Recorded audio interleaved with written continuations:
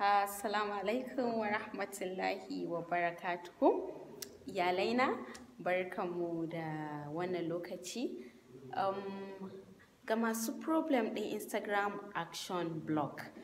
Kamar jiya na yi posting a page ɗina dalilan da yasa Instagram suke blocking ɗin mutane daga taking certain actions kamar liking da posting da commenting.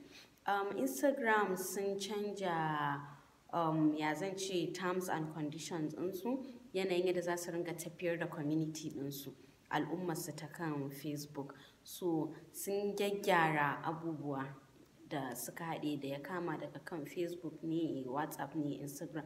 So ba tare da ɓata lokaci ba a wannan video ɗin zan ba mu solutions, zan ba mu yadda za mu magance matsalolinmu na Instagram action block. It's very frustrating, na sani, saboda ya taɓa faruwa da ni, amma kar ku samu matsala, yanzu za mu yi resolving. Farko idan kana samun wannan action block ɗin kamar yadda na faɗa jiya, dalilan da yasa Facebook suke tushe mutum kamar mutum yana yawan posting sosai baya ƙaƙƙautawa, wato excessive posting, yawan amfani da hashtags da ƙila hashtags ɗin ma Instagram an yi reporting ɗinsu ko kuma su hashtags ɗin sun yi abusing in terms and conditions ɗin, ko in ce sun yi violating rules ɗin kan Instagram, ko kuma mutane sun yi reporting ɗinka, ko kuma kana yawan tura spam messages, DMs da dai sauransu.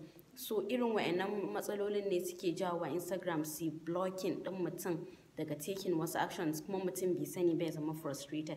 Ya taɓa faruwa da ni, amma kar ku samu matsala, yanzu za mu yi a magance problem ɗin. Na farko shine idan kana samun wannan problem ɗin, kai uninstalling third party apps. Su wane ne third party apps? Third party apps wanda suke da access to Instagram account ɗinka, kamar irin su, let's say misali akwai apps kamar irin na reposting apps, irin su linking apps. Third party apps ne wanda ba applications ɗin Instagram ba ne. Sannan idan kana samun wannan matsala an yi blocking ɗinka, in ba ka yi linking Facebook page ɗinka ba da Instagram page, to ka je ka yi linking ɗinsu, wato ka haɗa Instagram page ɗinka da Facebook page ɗinka, shi ma zai magance. Still in ka gwada bai yi ba, sai ka yi deleting recent hashtags na post ɗinka. Maybe a post ɗinka da kai na kusa-kusa ka saka wasu hashtags, so ka je ka goge wa'annan hashtag ɗin. Still in ka ga abin bai yiwu ba, you can use another device. Za ka iya amfani da wata wayar, kai login out daga account ɗinka, ka je ka shiga Instagram ɗin da wata wayar, wanda maybe IP address ɗinka suka yi blocking. So in ka shiga daga wata wayar, ka fita, kai login out, ka dawo kan wayarka, maybe ya gyaru. Ko kuma kai switching network ɗinka. Maybe in kana amfani da MTN ko Airtel, ka canja dai wani network ɗin, shi ma ƙila wannan action block ɗin ya daina. Saboda zai ta iya yiwuwa kamar da na faɗa IP address ɗinka suka yi blocking. In ka canja network, maybe zai dawo. Sa'annan kuma idan duk wa'annan abubuwan ka yi su, so sai kai taking break for like 48 hours daga Instagram ɗinka.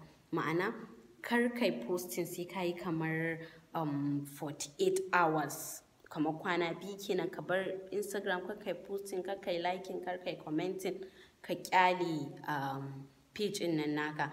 Idan ka yi wannan na 48 hours in still bai yiwu ba, so kai sending report to Instagram in ka san cewa ba kai wani laifi ba, duk wa'annan laifukan da na faɗa na jiya, idan dai har ka san ba kai laifi ba, so sai kai reporting ɗinsu. In abin dai ka gaza ka ga dukkan shi bai yi ba, Instagram action block ɗinka bai goge ba, so abu na ƙarshe da za ka yi, ka je kan settings ɗin wayarka, kai uninstalling application ɗin. But kafin kai uninstalling application ɗin nan, ka tabbata ka yi deleting data ɗin, ma'ana you have cleared the application data. Ka yi clearing data ɗin, ka yi clearing cache data ɗin, sai ka, in Allah ya da in kai clearing data ɗin nan, kai uninstalling application ɗin, believe you me, wannan Instagram action block ɗin zai goge. Kawai da kai uninstalling application ɗin, sai ka ƙara zuwa Play Store ɗinka ko App Store ɗinka, kai downloading sabon application, sai kai installing ka ƙara yin login in. But akwai matsala, ko in ce akwai bambanci tsakanin Android uninstalling da kuma iOS uninstalling. So in kana amfani da iOS, procedure ɗin tamu ta ɗan bambanta, amma still duk da haka settings mutum zai shiga, ya je kan general, ya je kan applications, sannan ya je kan storage, zai ga application ɗin da yake so ya uninstalling, sai ya clearing data ɗin sai ya uninstalling. In a Android ne ma settings shi ma za ka shiga application manager, ka je kan application ɗin da kake so kai clearing data ɗin shi. In ka shiga kamar Instagram sai ka danna storage, kai clearing data, kai clearing cache ɗin. Daga nan ba za ka ƙara samun problem da Instagram action block ba.